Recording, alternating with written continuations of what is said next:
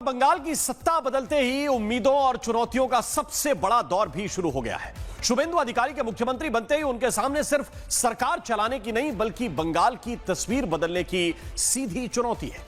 आखिर क्या होंगी शुभेंदु सरकार की सबसे बड़ी चुनौतियां, देखिए हमारी इस खास रिपोर्ट में।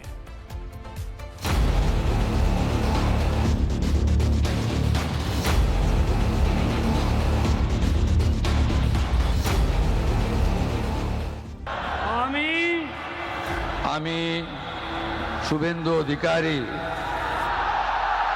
ঈশ্বরের নামে শপথ করিতেছি যে বিধি দ্বারা স্থাপিত ভারতের সংবিধানের প্রতি আমি অকৃত্রিম নিষ্ঠা ও আনুগত্য পোষণ করিব। আমি ভারতের সার্বভৌমত্ব ও অখণ্ডতা রক্ষা করিব। পশ্চিমবঙ্গ রাজ্যের মুখ্যমন্ত্রী রূপে আমার কর্তব্যসমূহ নিষ্ঠাপূর্বক এবং বিবেকসম্মতভাবে নির্বাহ করিব।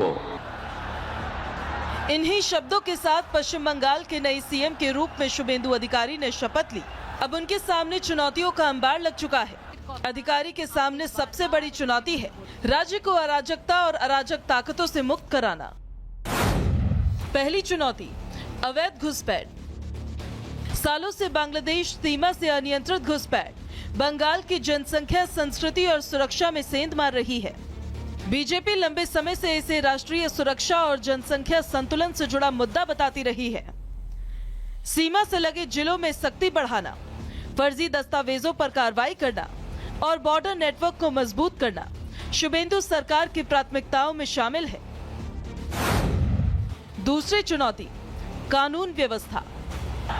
सत्ता परिवर्तन के बाद कई जगहों पर तनाव और झड़पों की खबरें सामने आई। खुद शुभेंदु अधिकारी के पीए की गोली मारकर हत्या कर दी गई।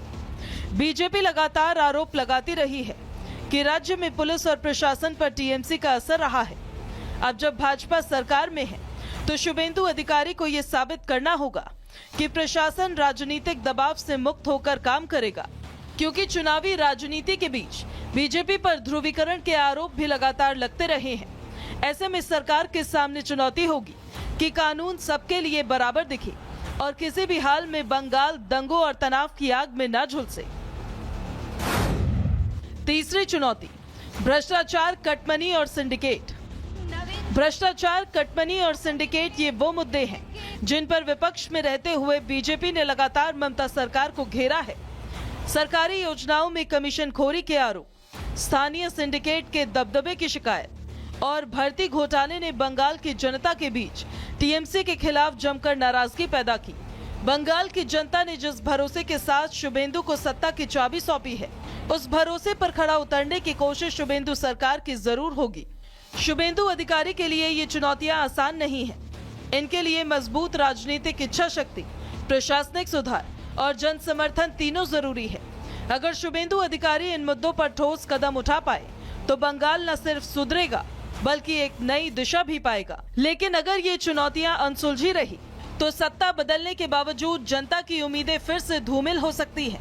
Bureau report, Republic Bharat. तो चुनौतियां बहुत सारी हैं और उनसे एक दिन में पार भी नहीं पाया जा सकता, इसके लिए समय की आवश्यकता होगी। लेकिन आज जो समारोह था उसकी कुछ तस्वीरें मैं आपको दिखाना चाहता हूं। मंच पर दिग्गजों का जमावड़ा था और खुदीराम ने प्रधानमंत्री के पैर छुए। जो मंत्री बने हैं ये आदिवासी समुदाय से आते हैं। शुभेंदु अधिकारी को प्रधानमंत्री ने गले लगा लिया, उनकी पीठ थपथपाई। माखनलाल सरकार का सम्मान सबसे भावुक पल था आज का। मिथुन चक्रवर्ती और नरेंद्र मोदी की मुलाकात भी कम अहम नहीं है, ये तस्वीर भी सुर्खियों में रहेगी। और योगी आदित्यनाथ ने धीरे से भगवा पटका निकाला। सबसे मिल रहे थे शुभेंदु अधिकारी, लेकिन योगी आदित्यनाथ ने वो पटका सीधा शुभेंदु अधिकारी के गले में उड़ा दिया। और ये स्पष्ट संकेत है कि एक तरफ जैसे उत्तर प्रदेश का मॉडल है, कुछ उसी अंदाज में बंगाल को संभालना पड़ेगा। ये सामान्य नहीं, थोड़ा सा टेढ़ा राज्य है। अब जरा देखिए, हम आपको ये 3 तस्वीरें दिखा रहे हैं शपथ ग्रहण की। सबकी नजर शुभेंदु अधिकारी पर ही आज लगी हुई थी, क्योंकि उन्हीं के हाथ में कमान गई है। उन्होंने शपथ ली और शपथ लेने के साथ प्रधानमंत्री का आशीर्वाद लिया और इसके बाद योगी आदित्यनाथ उनको वो भगवा गमछा, भगवा पटका उड़ाते हुए दिखाई दे रहे हैं। मानो ये कह रहे हैं कि इसी अंदाज में, जिस अंदाज में प्रचार किया है, जिस अंदाज में अपनी बात जो है जनता तक पहुंचाई है, उसी अंदाज में काम भी करना है। और कुछ इस अंदाज में योगी आदित्यनाथ ने अपना आशीर्वाद जो है शुभेंदु अधिकारी को दिया है। तो ये तस्वीरें कुछ महत्वपूर्ण तस्वीरें हैं आज की, जिन पर सबकी नजर लगातार बनी हुई थी, टिकी हुई थी। इन तस्वीरों में आज का शपथ ग्रहण समारोह का पूरा सार जो है वो छिपा हुआ है और परिलक्षित हो रहा है, साफ साफ दिखाई दे रहा है, जिसकी तस्वीरें इस वक्त में